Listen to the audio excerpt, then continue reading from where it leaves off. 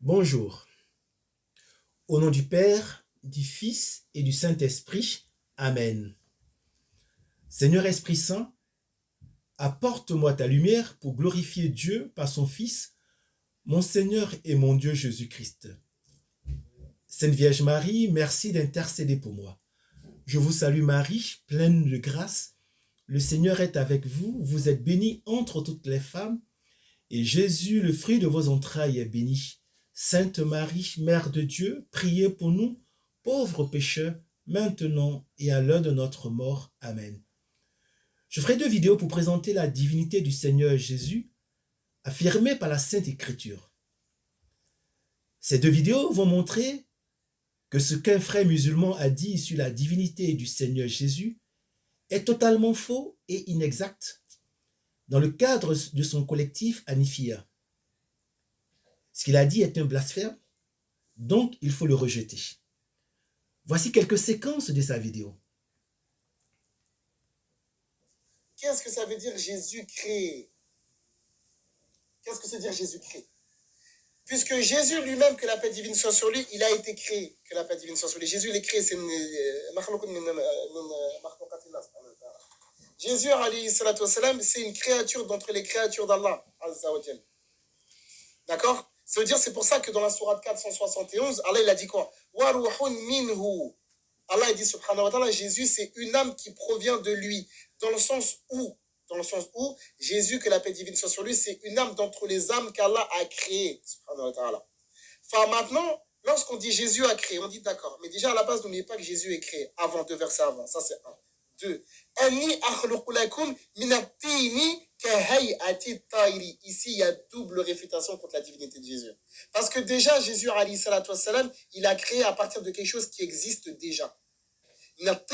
L'argile. Jésus, il a utilisé quelque chose pour créer. Et si vous savez, parmi les noms d'Allah,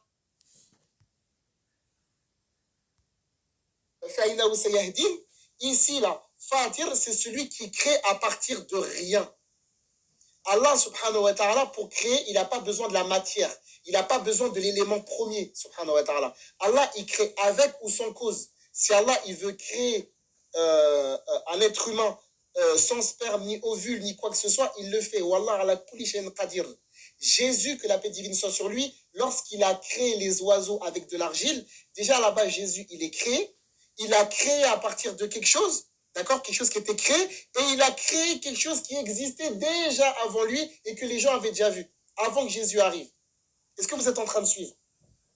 Jésus, que la paix divine soit sur lui, c'est une créature qui créait des créatures à partir d'autres créatures. Comment voulez-vous qu'on dise que Jésus, il est Dieu ici? Deuxième des choses, Allah, dans le Coran et le Karim, quand il dit qu'il est créateur, il met souvent la création avec la science. Mathalan, prenez dans la sourate 15, à la fin de la sourate 15, la page de gauche,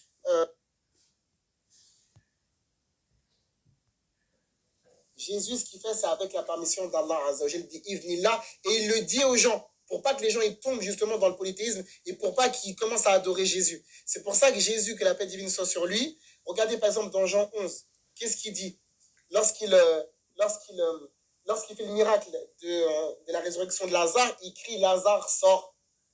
Pour que les gens entendent, c'est pas moi, c'est Allah, Lazare sort. Ça veut dire que Jésus, que la paix divine soit sur lui, les miracles avec lesquels il vient, c'est pour que les gens croient en Allah subhanahu wa ta'ala. C'est la raison pour laquelle dans le livre de Luc, chapitre 16, verset numéro 7, lorsque Jésus de mémoire, il a fait un miracle, qu'est-ce que les enfants d'Israël ont dit? Les enfants d'Israël, ils ont dit quoi? Dieu a visité son peuple. Non, ils disent...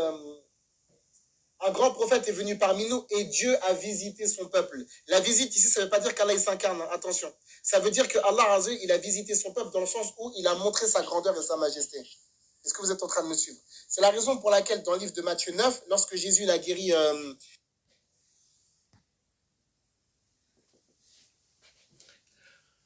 Après donc ces vidéos, intéressons-nous maintenant à ce que l'Écriture sainte affirme. Alors évidemment, nous allons nous intéresser à la Bible, donc à l'Ancien et au Nouveau Testament. Nous allons prendre dans un premier temps l'épître, sinon la lettre aux Hébreux. Et ce passage biblique On peut aussi le trouver également hein, dans le psaume 2, verset 7. On peut également le trouver aussi dans l'évangile selon Luc au chapitre 3, verset 22. Je vais vous lire maintenant ce que ce passage dit. En effet, Dieu déclara-t-il jamais à un ange, « Tu es mon fils, moi, aujourd'hui je t'ai engendré. » Alors vous comprenez,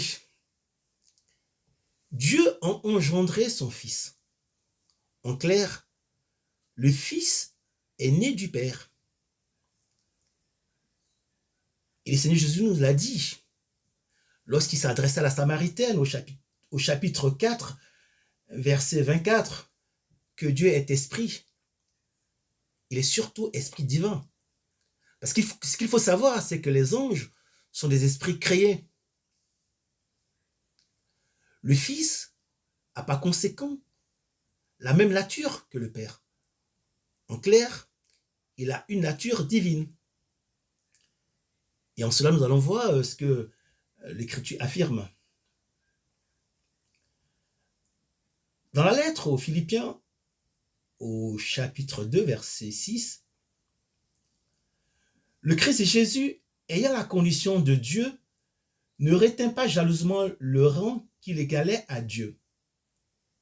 Le Christ, donc, a la condition de Dieu, condition divine. On va aller encore un peu plus loin, prendre la lettre aux Hébreux, au chapitre 1, verset 3. Rayonnement de la gloire de Dieu, expression parfaite de son être, le Fils qui porte l'univers par sa parole puissante. Là encore, nous voyons que le Fils est l'expression parfaite du Dieu. Donc, nous pouvons déjà, dans un premier temps, affirmer que le Christ a une nature divine.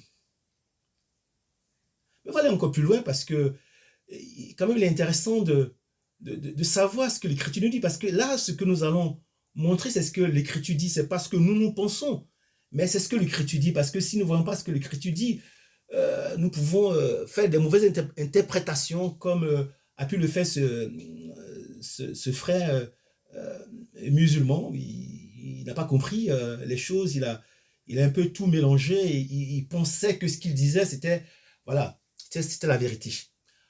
Nous allons partir dans l'évangile Saint Jean, l'évangile selon Saint Jean, plutôt, au chapitre 8, verset 42, où le Christ dit, « C'est de Dieu que je suis sorti et que je viens. » Le Christ est sorti de Dieu le Père. Donc, il est effectivement engendré. Il a une nature divine. Comme il a une nature divine, il est clair qu'il est Dieu. Alors, qu'est-ce que l'Écriture nous apprend par rapport à cela? Nous savons que Dieu a créé le monde par sa parole. Et sa parole, le Verbe de Dieu, c'est le Christ. Alors voyons ce que nous dit l'Évangile selon Saint Jean, chapitre 1, verset 1. « Au commencement était le Verbe, et le Verbe était auprès de Dieu, et le Verbe était Dieu. » Donc, le Verbe est Dieu. Il y a donc Dieu le Père et Dieu le Fils. C'est ça qu'il faut retenir. C'est vraiment ça qu'il faut retenir, que le Verbe est effectivement Dieu. Alors, le Christ, parce que parfois les gens sont étonnés, appelle Dieu mon Dieu. Il dit mon Père, mon Dieu. Il a dit cela, c'est vrai, il a dit cela, mon Dieu, à sa résurrection, lorsqu'il s'adressait à Marie-Madeleine. C'est au chapitre 20 de l'évangile de Saint Jean, verset 17. Mais alors, Dieu le Père, il appelle son Fils mon Fils. Mais qu'est-ce qu'il dit d'autre, Dieu le Père? Nous allons partir donc dans la lettre aux Hébreux, chapitre 1, et le verset 8. Mais à l'adresse du Fils, il dit, Ton trône à toi, Dieu, est pour les siècles des siècles. Le spectre de ta droiture est ton spectre royal. Ce que nous pouvons constater. Dieu le Père appelle son Fils Dieu. Oui, il appelle son Fils Dieu. Est-ce qu'il est le seul à le faire?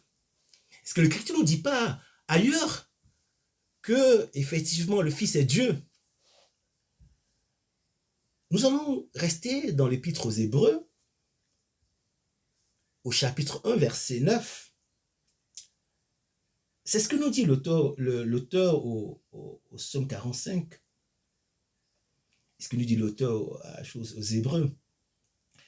Tu as aimé la justice, tu as réprouvé le mal. C'est pourquoi toi, Dieu, ton Dieu t'a consacré d'une onction de joie, de préférence à tes compagnons. Donc là, il est question de quoi? Qu'est-ce que le texte nous apprend? Il parle de Dieu, qui est le Fils, et qui est consacré par Dieu son Père. C'est très clair. Donc, il y a Dieu le Père, il y a Dieu le Fils. Et Dieu le Fils est consacré par Dieu le Père. Comme je vous ai dit, c'est ce que l'Écriture affirme, ce n'est pas moi qui l'affirme, c'est que l'Écriture affirme. Donc, par conséquent, moi, je vais essayer de vous montrer un peu une partie de ce que l'Écriture affirme concernant la divinité du Seigneur Jésus. À la résurrection du Christ, que lui dit Thomas? Dans l'évangile de Saint Jean, dans l'évangile selon Saint Jean, au chapitre 20, verset 28, Thomas lui dit, mon Seigneur est mon Dieu. Mon Seigneur est mon Dieu. Ce que lui dit Thomas. Le Christ n'a pas dit que c'était faux, qu'il n'est pas Dieu. Il a dit en face de lui. Le Christ l'a reconnu. Nous allons continuer toujours à voir ce que l'Écriture nous dit concernant donc la divinité du Seigneur Jésus, qu'il est Dieu. Nous allons partir donc dans l'Apocalypse. Au chapitre 22, verset 6. Puis l'ange me dit, ces paroles sont dignes de foi et vraies. Le Seigneur, le Dieu qui inspire les prophètes, a envoyé son ange pour montrer à ses serviteurs ce qui doit bientôt advenir. Alors, qui est justement le Seigneur, le Dieu qui a envoyé son ange? Nous allons toujours rester dans l'Apocalypse au chapitre 22, verset 16.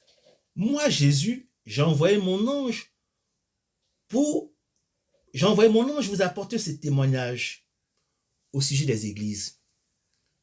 Voici le Seigneur, le Dieu, qui a envoyé son ange. Donc, il est important de lire ce que dit la parole de Dieu affirme. Que le Seigneur Jésus-Christ est Dieu. On va toujours rester dans l'Apocalypse, parce que on a des passages très intéressants. Cette fois-ci, on va prendre plutôt le chapitre 1, les versets 16 à 18, mais on prendra qu'une petite partie de ces versets. Et que dit ce verset, cette partie? Moi, je suis le premier et le dernier, le vivant, j'étais mort, et me voilà vivant pour les siècles des siècles.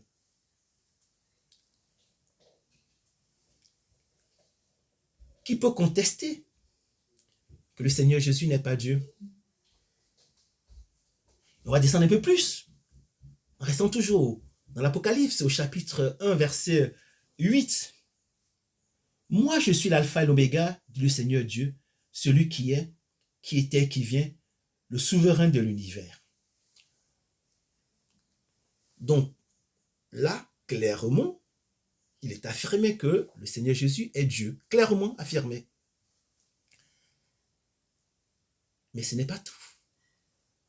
Nous allons nous intéresser maintenant, puisque nous avons connu le Seigneur Jésus comme homme. Qu'est-ce qui s'est passé concrètement? Alors, nous allons partir dans l'évangile selon Saint Jean, au chapitre 1 et le verset 14. Et le Verbe s'est fait chair, il a habité parmi nous, et nous avons vu sa gloire, la gloire qui tient de son Père comme Fils unique, plein de grâce et de vérité. Le Seigneur Jésus-Christ s'est donc incarné, il s'est fait chair. Nous pouvons aussi, justement, par rapport à cela, comment ça s'est passé, parce que c'est affirmé. Cela aussi est dit par Luc. C'est important quand même de savoir ce que Luc dit. Donc, nous prenons l'évangile selon Luc, au chapitre 1, verset 35. Et je vais vous le lire. Donc, l'ange qui répond à la Vierge Marie, l'ange lui répondit, « L'Esprit Saint viendra sur toi, et la puissance du Très-Haut te prendra sous son ombre. C'est pourquoi l'être saint qui naîtra sera appelé fils de Dieu. » Je tiens à préciser une chose qui est très importante parce que c'est un blasphème de dire que Djibril a soufflé pour que la Vierge Marie porte le Christ. C'est faux. Un ange est un esprit créé. Donc, si c'est un esprit, c'est un ange, donc c'est un esprit créé, il ne peut pas, justement, souffler pour la conception du Christ. C'est un blasphème. Ça, il faut le savoir. Parce qu'il y a des choses quand même qu'il faut savoir et c'est important quand même de le dire. Alors, on me dirait, est-ce que Dieu a pris une forme humaine ou bien une forme physique? Nous allons partir dans l'Ancien Testament. Qu'est-ce que l'Ancien Testament nous dit par rapport à cela? Qu'est-ce que la parole de Dieu nous dit par rapport à cela? Nous allons donc partir dans la Genèse avec le patriarche Abraham au chapitre 18. Donc nous allons prendre quelques versets, mais que nous n'allons pas tout lire, 13 et 14. Le Seigneur Dieu dit à Abraham, pourquoi Sarah a-t-elle riche? Abraham, le Seigneur Dieu est chez lui, dans une forme humaine. Il a mangé chez Abraham. Vous pouvez vérifier cela. Et ce n'est pas tout. Non, restez toujours dans l'Ancien Testament. Est-ce que Dieu prend une forme physique? Nous allons donc partir dans l'Exode, au chapitre 3, verset 4. Le Seigneur vit qu'il avait fait un détour pour voir, et Dieu l'appela du milieu du buisson. Moïse, Moïse. Donc Dieu a appelé Moïse du buisson. Donc il avait une forme physique, forcément. Voilà, c'est pour quand même préciser que Dieu a annoncé, a préparé les gens à s'attendre à l'incarnation de son Fils. Son Fils qui allait prendre donc une forme humaine. Donc, le Seigneur Jésus est vrai Dieu et vrai homme. C'est ça, la vérité. C'est ça, la révélation. Vrai Dieu et vrai homme. Alors, c'est quand même intéressant de savoir pourquoi Dieu a permis cela. Est-ce qu'il a annoncé cela auparavant? Lorsqu'il parle, on parle du Messie, Et c'est intéressant de le savoir, cela. Parce que le Messie, il est divin. Il est vrai homme et vrai Dieu. Alors, comment cela est annoncé? Nous allons partir dans Daniel, au chapitre 7, versets 13 à 14. Je regardais au cours des visions de la nuit, et je voyais venir avec les nuées du ciel comme un fils d'homme. Il parvint jusqu'au vieillard, et on le fit avancer devant lui. Et il lui fut donné domination, gloire et royauté. Tous les peuples, toutes les nations et les gens de toutes langues le servirent. Sa domination est une domination éternelle qui ne passera pas, et sa royauté, une royauté qui ne sera pas détruite. Dans l'Ancien Testament déjà, Daniel nous montre ce Messie divin. Ce Messie divin qui porte le nom de Fils de l'homme. C'est ça qu'il faut savoir. Le Fils de l'homme. Et à quel moment, justement, nous allons voir comment le Christ dit qu'il est le Fils de l'homme. Ça, c'est important de le savoir parce que, effectivement, le Christ dit qu'il est le Fils de l'homme. Et ici, on ne voit pas cela, on ne se rend pas compte que le Messie divin porte le Fils de l'homme. On ne peut pas comprendre, effectivement, pourquoi on dit que le Christ est vrai Dieu, vrai homme, qui est le divin, le Messie divin.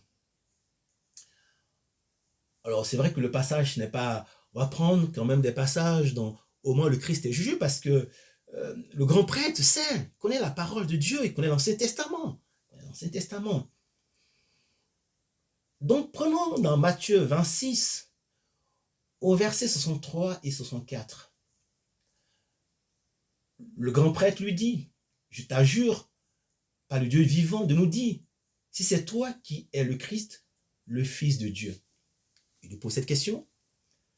Jésus lui répond, c'est toi-même qui l'as dit. En tout cas, je vous le déclare, désormais, vous verrez le Fils de l'homme siéger à la droite du Tout-Puissant et venir sur les nuées du ciel. Et ça, le grand prêtre l'a compris, qu'il s'agit du Messie divin. On peut aussi prendre ailleurs. C'est dans l'Évangile selon Marc, au chapitre 14, verset 61. Le grand prêtre l'interrogea de nouveau. Es-tu le Christ, le Fils du Dieu béni? Jésus lui dit, je le suis. Et vous verrez le Fils de l'homme siéger à la droite du Tout-Puissant et venir parmi les nuées du ciel. Et effectivement, c'est le Messie divin. Et ce Messie divin, qui est engendré par le Père, ça il faut le savoir, c'est par lui que tout a été créé. Ça il faut le savoir, c'est très important. Par lui que tout a été créé, parce que parfois les gens ne comprennent pas cela.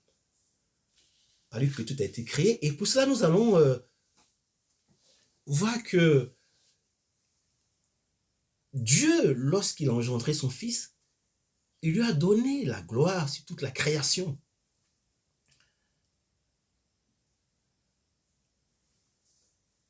Alors, nous allons nous intéresser à ce que dit l'évangéliste Saint Jean au chapitre 1, verset 3. C'est par lui que tout est venu à l'existence. Et rien de ce qui s'est fait ne s'est fait sans lui. En effet, par lui que tout a été fait. C'est vraiment important de le savoir que c'est par le Christ que tout a été fait. Et c'est cela que lorsque il crée les anges, parce que c'est par le Christ qu'il a créé, il a fait toute la création, il crée les anges, qu'est-ce qu'il a dit aux anges? C'est important de le savoir. Ça, vraiment, c'est très très important que vous le sachiez cela. Nous allons partir donc là, dans les lettres aux Hébreux au chapitre 1 verset 6. Et de nouveau, lorsqu'il introduit le premier-né dans le monde, il dit que tous les anges de Dieu l'adorent. On adore Dieu. Dans d'autres Bibles, on dira les anges se prosternent devant lui, mais dans l'évangile, dans la Bible de Jérusalem, il dit les anges l'adorent. On n'adore que Dieu seul. Donc, le Fils avait la gloire. Le Père lui a donné la gloire. Et lorsque le Christ est mort, d'abord il est crucifié, il est mort, il est ressuscité, le Père lui a donné de la gloire, il lui a donné de nouveau sa gloire. C'est facile. On peut facilement le vérifier. On prend donc dans l'évangile, selon Saint Matthieu au chapitre au verset 19. Jésus s'approcha d'eux et leur adressa ces paroles. Tout pouvoir m'a été donné au ciel et sur la terre. Le Père lui a donné tout pouvoir, toute gloire sur la création. Et c'est pour cela, comme dit l'épître aux Philippiens au chapitre 2, verset 10, afin qu'au nom de Jésus, tout genou fléchisse au ciel, sur terre et aux enfers. Voilà, c'est lui qui a tout pouvoir. Il a la gloire. Et qui, justement, va nous juger à la fin des temps? Qui va nous juger à la fin des temps? Ben, c'est le Messie divin, qui est le Fils de Dieu. Et cela, je vais vous le lire dans l'Évangile selon saint Matthieu, au chapitre 25, versets 31 à 34. C'est très important de noter cela. À la fin des temps, qui va nous juger? C'est le Fils qui va nous juger, le Fils de l'homme. Et je vais le lire. Quand le Fils de l'homme viendra dans sa gloire, escorté de tous les anges, alors il prendra place sur son trône de gloire. Trône de gloire. Devant lui seront rassemblées toutes les nations. Il séparera les gens les uns des autres, tout comme le berger sépare les brebis des boucs.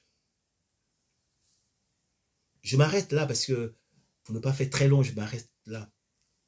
Il sera sur son trône de gloire, le Fils de l'homme, le Messie divin. C'est lui qui va nous juger à la fin des temps. C'est pour cette raison, frères et sœurs, qu'il est important de connaître l'Écriture, qu'il est important de lire la Bible, la parole de Dieu, qui affirme que le Seigneur Jésus est le Messie divin, qu'il affirme qu'il est le Fils de Dieu et qu'il a reçu toute gloire du Père sur toute la création. Alors, je vais terminer par ces deux versets. Le premier, c'est dans l'Évangile selon Luc, au chapitre 10, verset 22. Tout m'a été remis par mon Père. Personne ne connaît qui est le Fils, sinon le Père. Et personne ne connaît qui est le Père, sinon le Fils. Et celui à qui le Fils veut le révéler. Le Seigneur Jésus a dit à ses auditeurs, il nous dit aujourd'hui cela. Et je pense que c'est important que vous le notiez pour ne pas écouter n'importe quoi et pour ne pas suivre n'importe qui peut vous induire en erreur. Dans l'Évangile selon Saint Jean au chapitre 8, verset 47, le Christ nous dit ceci. Celui qui est de Dieu écoute les paroles de Dieu. Et vous m'adresser à ce frère du collectif Anifia. Si vous n'écoutez pas, c'est que vous n'êtes pas de Dieu. Oui, merci frères et sœurs. C'est la première partie de cette vidéo, première partie de l'enseignement que je ferai sur la divinité du Seigneur Jésus. Je ferai une autre vidéo. Donc merci. Et puis notez toutes ces paroles qui ont été que j'ai citées pour faire vous-même votre réflexion et pour vous former. Au revoir.